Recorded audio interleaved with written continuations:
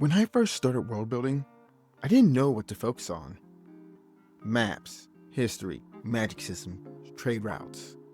Every guide made it sound like I needed to build everything before I could even start writing. And that crushed me. Because deep down, I wasn't asking, how do I build a world? I was asking, what do I actually need so my story works? Over time, I realized the problem. Most world-building advice treats every detail as equally important. But the truth is, it's not. Some things are essential to figure out early, some things only matter later, and some things you only build if the story demands it. That's why I built my 11-step framework. But not all steps are equal. They fall into 3 tiers of importance. Today, we're focusing on Tier 1, the 3 steps you absolutely must build before anything else. These are the pieces that make your story world come alive without drowning in endless detail. Step 1. Core story conflict. The anchor. Let's get one thing straight. The world exists to serve the story, not the other way around. That's why step 1 isn't drawing rivers or writing 10 pages of lore about the ancient potato famine. Step 1 is figuring out the struggle at the heart of your story. Every story has one. Maybe it's survival. Maybe it's revenge. Maybe it's trying to win love or escape a system that's crushing you. Whether it is, it's a conflict your protagonist cannot ignore, the one your world needs to keep shoving back in their face. This is where the 8 universal story conflicts come in. Every story in human history boils down to one of them. Threatened existence, desperate escape, ultimate quest, romantic entanglement, and so on. Once you know which conflict your story is built on, you can start shaping the world around it. Ask yourself, what struggle defines this story for the protagonist? Which of the 8 universal story conflicts does it fit into? What in the world makes this conflict possible? What makes it unavoidable? Who benefits from the protagonist staying trapped in this struggle? What systems, structures, or pressures enforce it? That's why I don't start world building until I've nailed down the story, the protagonist, and the antagonist. Because until I know what the struggle is, I can't design a world that supports it. Think of it this way. If your story is about a daring rescue, then the world needs to be full of obstacles and constraints that make the rescue nearly impossible. If it's about epic transformation, then the world needs to throw every possible barrier in the way of that change. Once you've nailed that anchor, which my story scaffolding method is designed to address already, you can get to work on the next step. Step 2. Factions and social forces.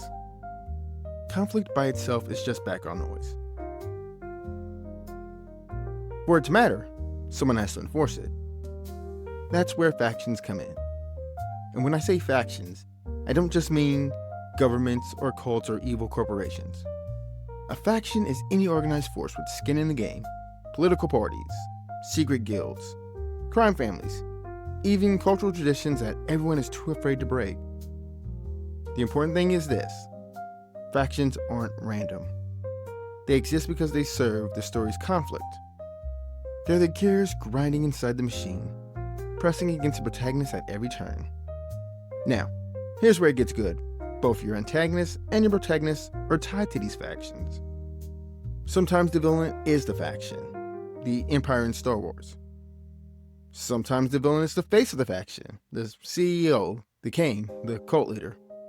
Sometimes they're just the pawn, the enforcer carrying out someone else's will. And the protagonist? They're not just standing off to the side. They're tangled up in these forces too. Maybe they start out inside the very faction they'll eventually resist. Maybe they join a rival faction for help but end up drowning in its compromises. Maybe they gather their own misfit crew, which still puts them in a larger ecosystem of forces clashing around them. That's what makes the world feel alive. The protagonist isn't just fighting a bad guy. They're caught in the middle of a bigger, messier force that were already at war before they even showed up. Ask yourself, who benefits if the protagonist loses? Who stands to gain from the conflict continuing? Who stands to lose everything if the protagonist wins? What factions, organizations, or traditions exist because of this conflict? How do these factions clash with each other, even when the protagonist isn't around? How is the antagonist tied to these factions? Or are they the faction itself, its leader, or its pawn? How is the protagonist tied into these factions? Are they embedded in one, aligned with one, or opposed to all of them? Now, factions can't just float in the abstract. You need a stage to clash on, a place where their influence is felt, where the protagonist physically runs into them. That's where step 3 comes in. The immediate world. Okay, so you've got the conflict nailed down. You've got the factions grinding away at your protagonist. Now comes the question, where the heck does it all actually happen? And notice I didn't say the entire world. You don't need a planet or a globe-spanning atlas or 5,000-year history of every region. What you need is the immediate environment where the protagonist lives, struggles, and fights. The place where the story conflict feels unavoidable. Think of it like this. The immediate world is the stage where conflict and factions collide. If your story is a desperate escape, then the world might be a prison, a hostile desert, a tightly surveilled city where running is nearly impossible. If your story is about romantic entanglement, maybe it's a small town where everyone knows your business and there's no such thing as privacy. The environment itself becomes part of the conflict. Terrain, climate, culture, architecture, all of it should conspire to make the protagonist struggle harder, or at least shape how they'll try to overcome it. Ask yourself, where does the majority of the story actually happen? What environments make the protagonist struggle unavoidable? How does geography, climate, or terrain make things harder or trap the protagonist in place? What hazards, obstacles, or surveillance prevent an easy escape or resolution? How do these places put the protagonist directly in conflict with the factions? If the protagonist tried to walk away, what about the world would drag them back in? So, that's Tier 1, the core engine of world building. Core story conflict, factions and social forces, the immediate world. Nail these 3, and the world already works. You don't need a 1,000-year history or a full atlas to start writing.